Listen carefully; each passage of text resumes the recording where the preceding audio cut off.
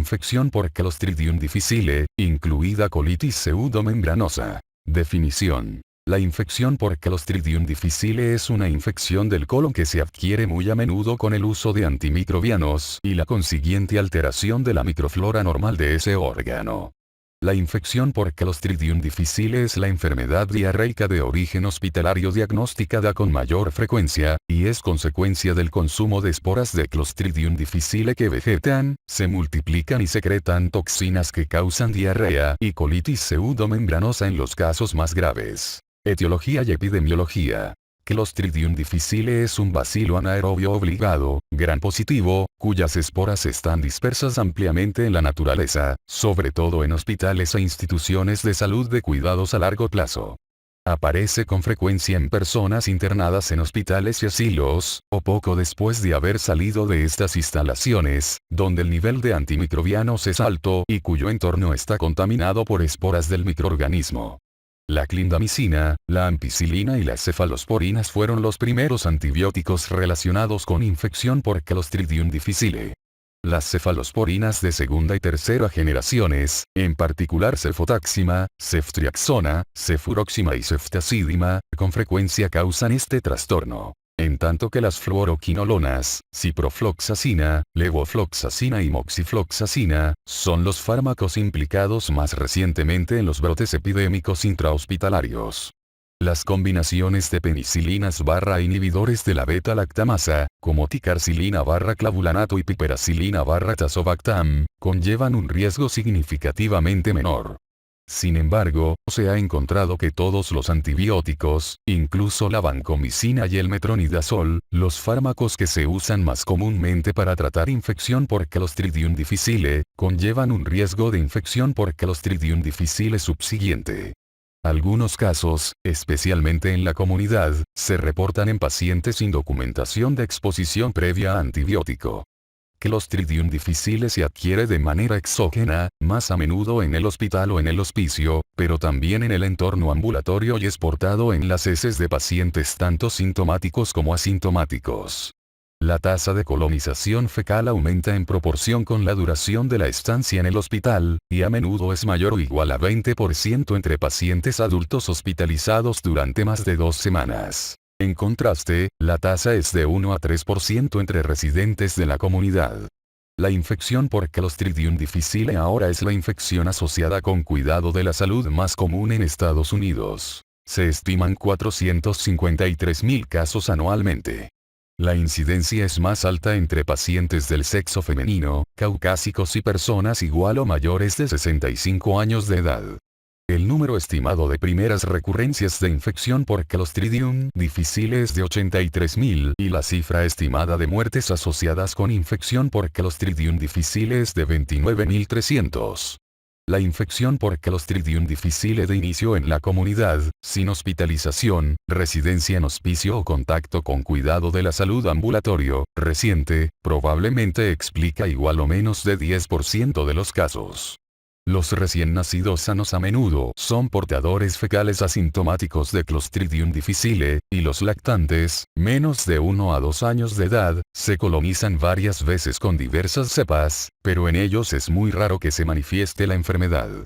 Las esporas del microorganismo se identifican en superficies ambientales, en las que puede persistir meses, y en las manos del personal del hospital que no realiza una higiene adecuada. Se han atribuido epidemias intrahospitalarias de infección por Clostridium difficile a una sola cepa de Clostridium difficile y a múltiples cepas que coinciden en forma simultánea. Otros factores identificados de riesgo de contraer infección por Clostridium difficile son senectud, gravedad de la enfermedad, cirugías gastrointestinales, empleo de termómetros rectales electrónicos, alimentación con sonda enteral y administración de antiácidos. Es posible que el uso de inhibidores de la bomba de protones sea un factor de riesgo, pero es probable que el riesgo sea modesto y no hay datos sólidos que impliquen a estos fármacos en los pacientes que ya reciben antibióticos. Patología y patogenia. Las esporas de Clostridium difficile toxígeno son ingeridas, resisten la acción del ácido gástrico, germinan en el intestino delgado y colonizan la parte inferior del tubo digestivo, donde laboran 2 tipos de toxinas. Toxina A, una enterotoxina, y toxina B, una citotoxina. Ambas inician fenómenos que culminan en la pérdida de la función de barrera que poseen las células epiteliales, la aparición de diarrea y la formación de pseudomembranas. La toxina A es un factor quimiotáctico potente de neutrófilos y las dos toxinas glucosilan las proteínas de unión de trifosfato de guanosina de la subfamilia R-horas o que regulan el citoesqueleto de actina. Los datos de estudios que emplean la alteración molecular de los genes de la toxina en mutantes isogénicos sugieren que la toxina B es el factor de virulencia más importante. Si esta posibilidad se confirma, podría explicar la presencia de enfermedad clínica por cepas negativas para la toxina A, mas no para la B. La rotura del citoesqueleto hace que la célula pierda su forma, su adherencia y uniones ocluyentes y, en consecuencia, se produzca fuga de líquido. Una tercera toxina, la toxina binaria CDT, se había encontrado en solo 6% de las cepas, pero se presenta en todos los aislados de cepas NAP1B'-027 identificadas en epidemias, véase más adelante consideraciones globales. Esta toxina está relacionada con la toxina iota de Clostridium perfringens. Todavía no se define su participación en la patogenia de la enfermedad por Clostridium difficile. Las pseudomembranas de la colitis pseudomembranosa se confinan a la mucosa del colon y se manifiestan por placas amarillas blanquecinas, de 1 a 2 milímetros de diámetro. La mucosa que está entre una y otra placas no tiene signos característicos, pero a medida que la enfermedad progresa, las pseudomembranas se unen hasta formar una placa más grande y confluyen en toda la pared del colon, figura 129.1. Por lo general se afecta todo el colon, aunque en 10% de los enfermos no haya afectación rectal. En el estudio microscópico, las pseudomembranas muestran un sitio de unión a la mucosa y contienen leucocitos necróticos, fibrina, moco y restos celulares. Se advierte erosión y necrosis del epitelio en zonas focales, con infiltración de la mucosa por neutrófilos. Antes se pensaba que los pacientes colonizados con Clostridium difficile tenían más riesgo de padecer infección por Clostridium difficile. Sin embargo, en 4 estudios prospectivos se demostró que las personas colonizadas que no han padecido antes infección por Clostridium difficile, en realidad tienen menor riesgo de sufrirla, quizá porque muchos de estos pacientes están colonizados por cepas neurotoxigénicas. Se ha propuesto que cuando menos 3 factores son fundamentales para la infección por Clostridium difficile, figura 129.2. El primero es el contacto con antimicrobianos y establece la predisposición a padecer esta infección, muy probablemente por la alteración que sufre la microflora normal del aparato digestivo. El segundo factor es el contacto con Clostridium difficile toxígeno. La mayoría de los pacientes no padece infección por Clostridium difficile después de los primeros 2 eventos, por lo que claramente la infección necesita un tercer evento. Las posibilidades comprenden el contacto con una cepa de Clostridium difficile especialmente virulenta, el contacto con antimicrobianos que muy probablemente ocasione infección por Clostridium difficile y una mala respuesta inmunitaria del hospedador. El tercer factor más probable que determina qué personas padecerán diarrea y quienes permanecerán asintomáticas es la respuesta anamnésica de los anticuerpos inmunoglobulina G séricos a la toxina A de Clostridium difficile.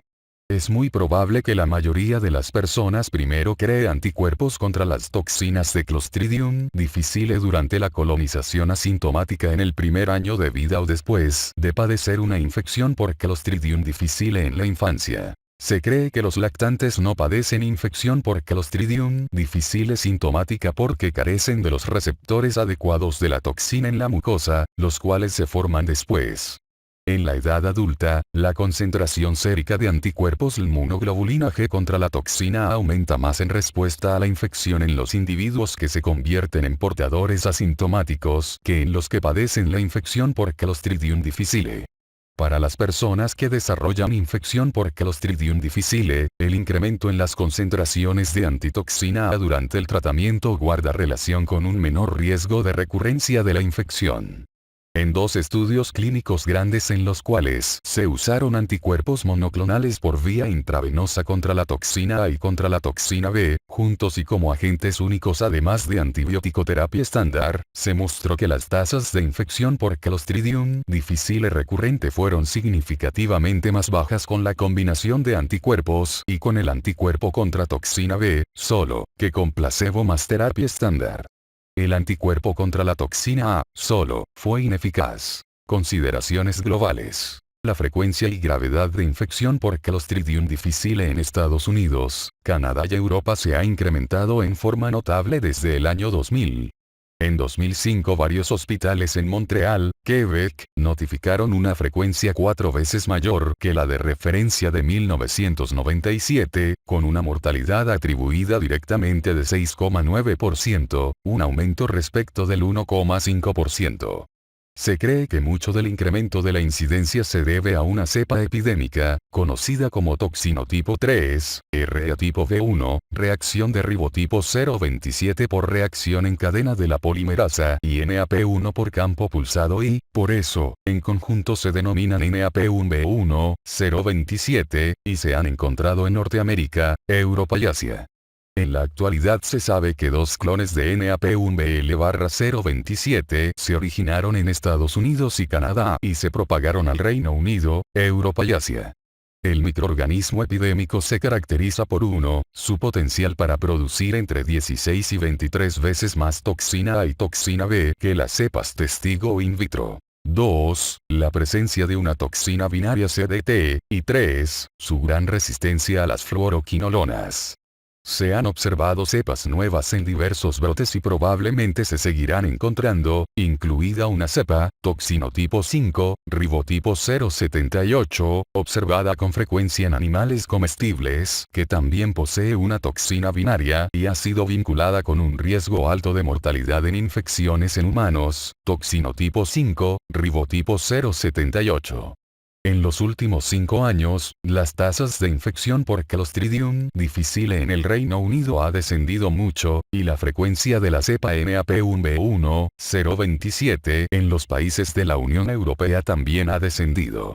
De modo similar, la tasa de infección por Clostridium difficile causada por NAP1B1, 027 está disminuyendo en Estados Unidos, donde datos epidemiológicos recientes emitidos por los Centros de Prevención y Control de Enfermedades indican que esta cepa ha quedado reemplazada como la cepa asociada con la comunidad, aislada más frecuentemente, por el ribotipo 106 RA grupo DH, que previamente se encontró que es epidémico en el Reino Unido. Manifestaciones clínicas. La diarrea es el signo más frecuente causado por Clostridium difficile. Las heces casi nunca muestran sangre y su consistencia va de blanda e informe hasta acuosa o mucosa, con un olor característico. Los signos clínicos y de laboratorio son fiebre en 28% de los casos, dolor abdominal en 22% y leucocitosis en 50%. Cuando el hilo dinámico, identificado en las radiografías en cerca de 20% de los enfermos, interrumpe la expulsión de heces, el diagnóstico de infección por Clostridium difficile suele pasarse por alto. Un dato que podría orientar hacia la presencia de la infección no sospechada en estos pacientes es la leucocitosis no explicada en que hay igual o más de 15.000 leucocitos por microlitro. Los enfermos con esta característica están expuestos a un gran peligro de complicaciones de la infección por Clostridium difficile, en particular megacolon tóxico y septicemia. La diarrea por Clostridium difficile reaparece después del tratamiento en cerca de 15 a 30% de los casos y es posible que la cifra vaya en aumento como resultado del NAP1B1, 027. Las recurrencias pueden ser por la misma cepa o reinfecciones por una cepa nueva. La susceptibilidad a la recurrencia de infección por Clostridium difficile clínica tal vez sea consecuencia de la alteración incesante de la microflora fecal normal causada por el antibiótico utilizado para combatir la enfermedad.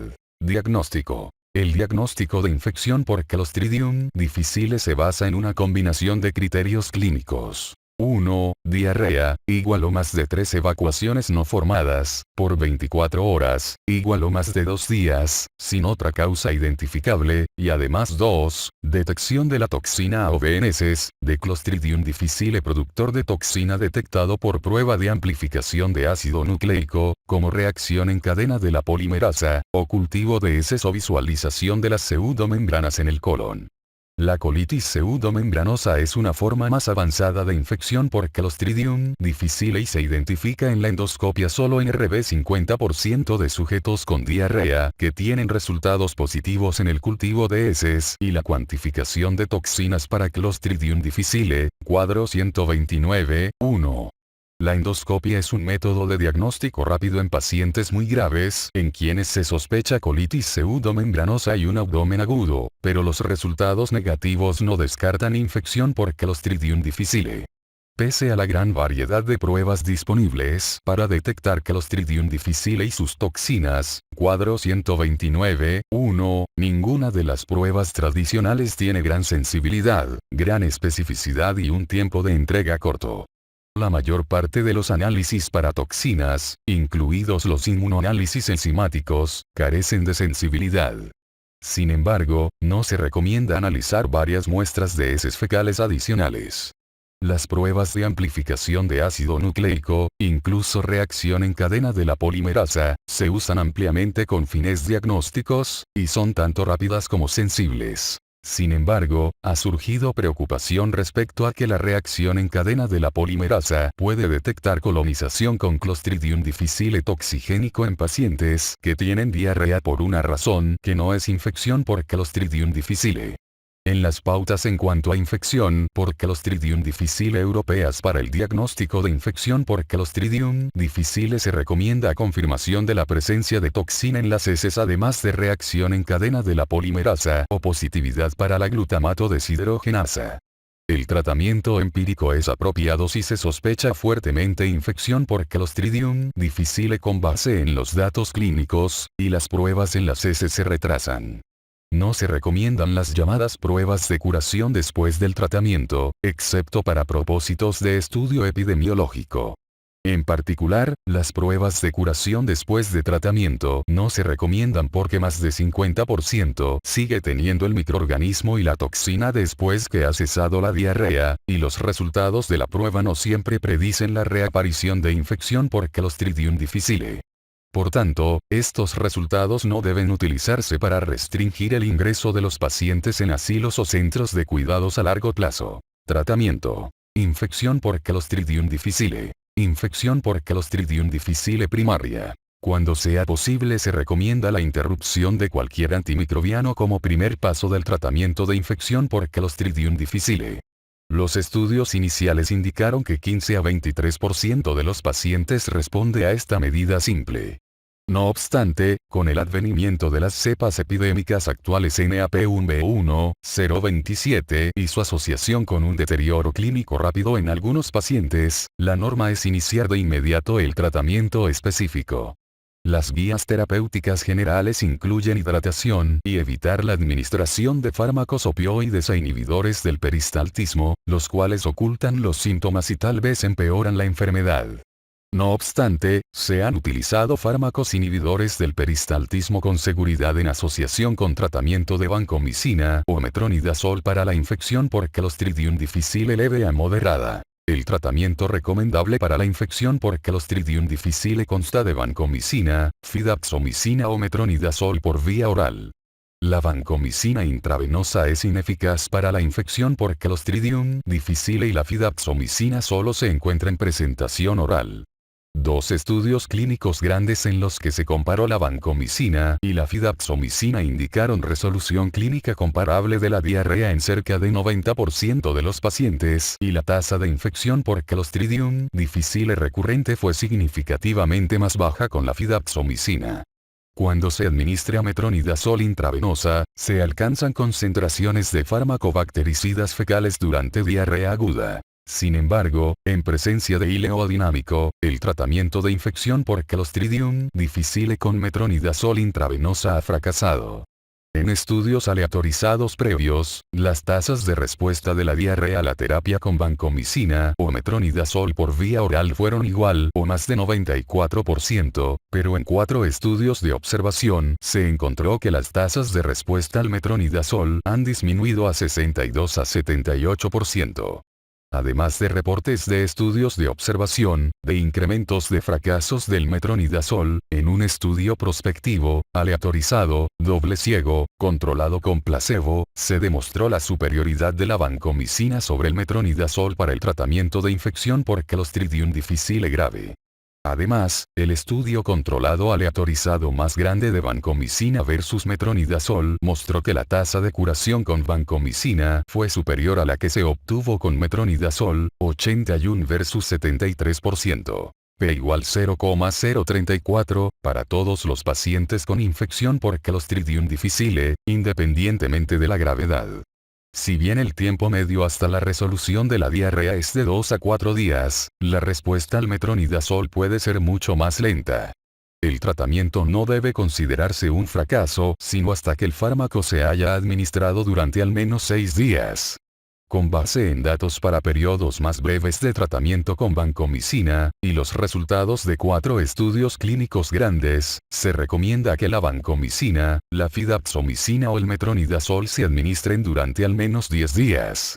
El metronidazol no está aprobado para infección por Clostridium difficile por la Administración de Alimentos y Drogas Americana y, a pesar de su costo bajo, es probable que su uso para el tratamiento de infección por Clostridium difficile decline una vez que los resultados de estudios aleatorizados recientes se incorporen hacia pautas de tratamiento de infección por Clostridium difficile. Tiene importancia iniciar el tratamiento con vancomicina por vía oral en pacientes que parecen muy graves, en particular si tienen recuento leucocitaria alto, más de 15.000 por microlitro, o una concentración de creatinina que es igual o más de 1,5 veces más alta que el valor premórbido, cuadro 129.2. Se han efectuado estudios aleatorizados pequeños de nitazoxanida, bacitracina, rifaximina y ácido fusídico para el tratamiento de infección por Clostridium difficile. Estos fármacos no se han estudiado extensamente, no se ha mostrado que sean superiores, o no han recibido aprobación por la Administración de Alimentos y Drogas Americana para infección por Clostridium difficile, pero proporcionan alternativas potenciales para la vancomicina y la fidaxomicina. Infección por Clostridium difficile recurrente. En general, entre 15 a 30% de los pacientes con un tratamiento satisfactorio sufre alguna recurrencia de infección por Clostridium difficile, ya sea en forma de recaída causada por el microorganismo original o como reinfección después del tratamiento. La recurrencia de infección por Clostridium difficile es significativamente más baja en pacientes tratados con fidaxomicina que en los tratados con vancomicina. La vancomicina y el metronidazol se asocian con tasas de recurrencia comparables. Las tasas de recurrencia son más altas entre pacientes igual o mayores de 65 años de edad, en los que siguen tomando antibióticos mientras están recibiendo tratamiento para infección por Clostridium difficile, y los que permanecen en el hospital después del episodio inicial de infección por Clostridium difficile. Los pacientes que presentan una primera recurrencia de infección por Clostridium difficile tienen una tasa alta de segunda recurrencia, 38%. La fidaxomicina es superior a la vancomicina para disminuir recurrencias adicionales en pacientes que han tenido una recurrencia de infección por Clostridium difficile, cuadro 129.2. Antes se pensaba que la infección por Clostridium difficile recurrente era leve, pero ahora se sabe que conlleva un riesgo considerable, 11%, de complicaciones graves, choque, megacolon, perforación, colectomía o muerte en los primeros 30 días. No hay tratamiento convencional para las recurrencias múltiples, pero es necesario evitar los regímenes prolongados o repetitivos de metronidazol por la posibilidad de efectos neurotóxicos. Quizá la estrategia más práctica para el tratamiento de los pacientes con recurrencias múltiples es la administración de vancomicina en dosis gradualmente menores o con dosis pulsadas, administración intermitente, cada tercer día durante 2 a 8 semanas. Otros métodos experimentales son 1. Administración de vancomicina seguida por trasplante de microbiota fecal por medio de una sonda nasoduodenal, colonoscopia o enema y 2. Colonización intencional del paciente con una cepa de Clostridium difficile no toxigénica. En la actualidad hay mucho interés por el uso de trasplante de microbiota fecal en pacientes con recurrencias múltiples de infección por Clostridium difficile, para las cuales parece ser eficaz. Sin embargo, la Administración de Alimentos y Drogas americana no ha aprobado ninguno de estos métodos bioterapéuticos, incluso trasplante de microbiota fecal, para uso en Estados Unidos. Se siguen reportando los resultados de estudios de trasplante de microbiota fecal controlados, aleatorizados y, como se esperaba, no son tan impresionantes como en estudios de observación.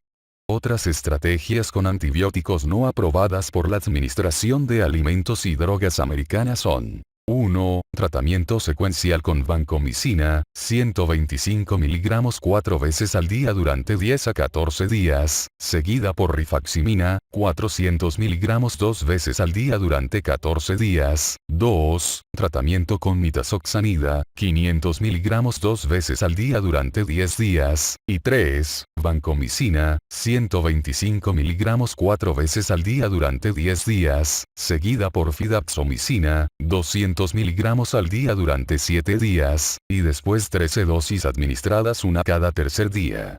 Infección por Clostridium difficile grave complicada o fulminante. La enfermedad fulminante, grave y que progresa con rapidez, constituye el reto terapéutico más difícil.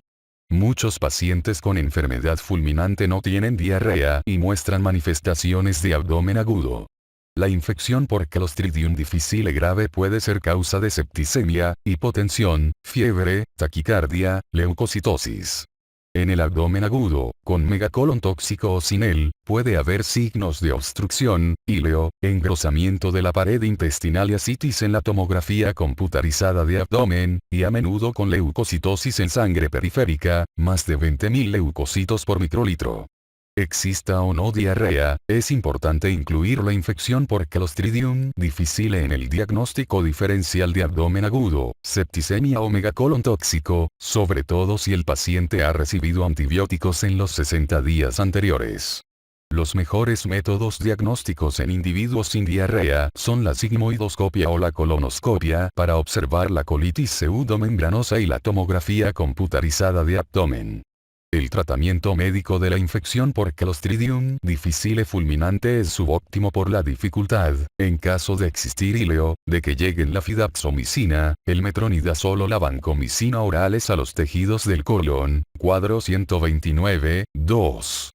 En estudios sin grupo testigo se ha utilizado vancomicina, por sonda nasogástrica o por enema de retención, en combinación con metronidazol intravenosa con cierto éxito, como la tigecyclina intravenosa en estudios no controlados a pequeña escala. La colectomía quirúrgica puede salvar la vida si no hay respuesta al tratamiento médico. Si es posible, realizar colectomía antes que la concentración sérica de lactato llegue a 5 milimol por litro. La incidencia de infección por Clostridium difficile fulminante que requiere colectomía al parecer ha aumentado con la evolución de la epidemia. No obstante, es posible reducir la morbimortalidad de la colectomía si se realiza en su lugar una ileostomía laparoscópica seguida de un lavado de colon con polietilenglicol y solución de vancomicina por la ileostomía. Pronóstico. La mortalidad atribuida a infección por Clostridium difficile, que antes era de 0,6 a 3,5%, ha alcanzado 6,9% en brotes epidémicos recientes y se incrementa en forma progresiva con la edad.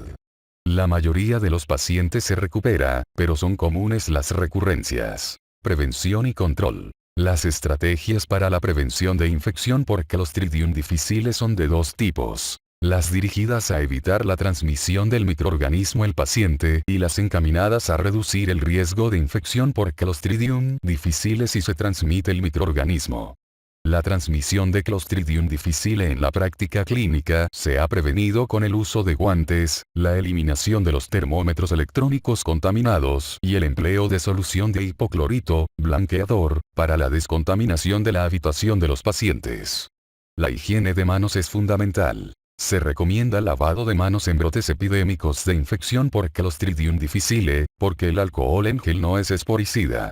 Los brotes de la enfermedad se han controlado mejor con la restricción de antibióticos específicos, como clindamicina y las cefalosporinas de segunda y tercera generaciones y las fluoroquinolonas. Los brotes de infección por Clostridium difficile por cepas resistentes a clindamicina han mostrado resolución rápida cuando se restringió el empleo de este antibiótico. Es probable que algunas estrategias en el futuro consistan en usar anticuerpos monoclonales, vacunas y bioterapias con microorganismos vivos que permitan restablecer la colonización al proteger la microflora.